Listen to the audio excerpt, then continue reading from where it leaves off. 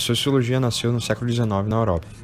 Desde então, o homem é visto a partir de sua inserção na sociedade e nos grupos sociais que a constituem, sendo este o objeto de estudo dos sociólogos, o relacionamento de indivíduos dentro de uma sociedade. Entre esses pensadores, 3 são os que mais se destacam. Durkheim, que estuda os fatos sociais como uma maneira de agir exterior ao indivíduo. Marx, que considera em seus estudos os modos de produção como algo inerente às relações sociais.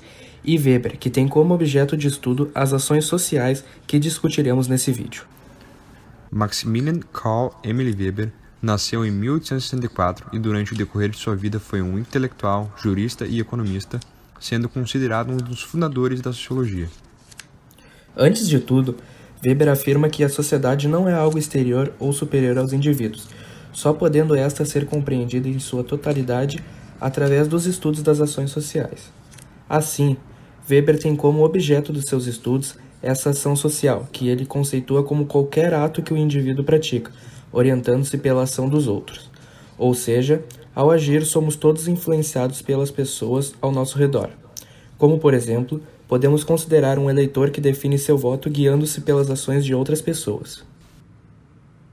Partindo dessa definição, Weber estabelece 4 tipos de ações sociais possíveis e todas elas têm uma relação mútua com o exercício do direito, uma vez que o direito é a base de nossa sociedade.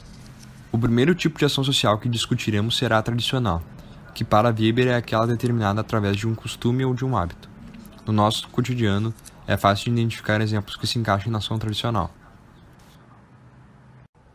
Ao se inserir no âmbito político nacional, por exemplo, qualquer indivíduo é induzido à corrupção, uma vez que no ambiente que se encontra é um costume ou uma tradição se envolver em esquemas de corrupção.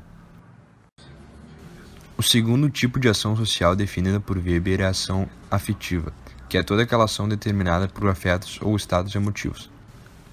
Um exemplo muito comum é a justiça feita com as próprias mãos, influenciada por emoções que acabam extrapolando o limite do outro. Em audiências que são feitas em um curto período após o ocorrido, como de família, é comum que as partes estejam com seus estados emotivos alterados e acabam conflitando. O terceiro tipo é racional com relação a valores. Essa ação é determinada pela crença baseada em um valor considerado importante para a gente. Consideramos como exemplo um juiz que, ao julgar um caso, utiliza como critério suas crenças pessoais. Esse juiz praticaria a ação racional com relação a valores, de maneira errônea, uma vez que sua função exige imparcialidade. Por fim, as ações racionais com relações afins são aquelas que se baseiam em um pensamento racional que estabelece fins e organiza os meios necessários. Uma pessoa necessitada, por exemplo, a furtar alimentos de um supermercado para conseguir sustentar a família, está agindo de maneira equivocada e contra a lei. Entretanto, não deixa de ser uma ação racional com uma finalidade. Pela visão do direito, Weber diz que a força jurídica da lei acaba se exercendo pelo próprio interesse do indivíduo. Se a legislação não atender às necessidades e expectativas do cidadão, é muito provável que determinada lei entre em desuso, como a antiga lei em relação ao adultério. Em contrapartida, se a lei sofrer uma aceitação na sociedade, ela se torna efetiva. Nesse caso, é possível citar a Lei Seca, aprovada com o intuito de diminuir os acidentes de trânsito causados por condutores alcoolizados. Como consequência, o Ministério da Saúde aponta que o número de mortes em decorrência de acidentes de trânsito teve uma queda de 11% em todo o Brasil após a criação da lei em 2008. Assim, em decorrência dessa força jurídica da lei que Weber se posiciona, levantamos a questão: como o comportamento dos brasileiros em relação ao trânsito mudou depois da implementação da Lei Seca? Eu dirijo há muito tempo, sempre saí com carro. Antes da Lei Seca eu costumava beber um pouco, eu nunca fui de exceder muito na bebida. Quando eu sei que eu vou sair para beber, eu vou de táxi para não ter problema.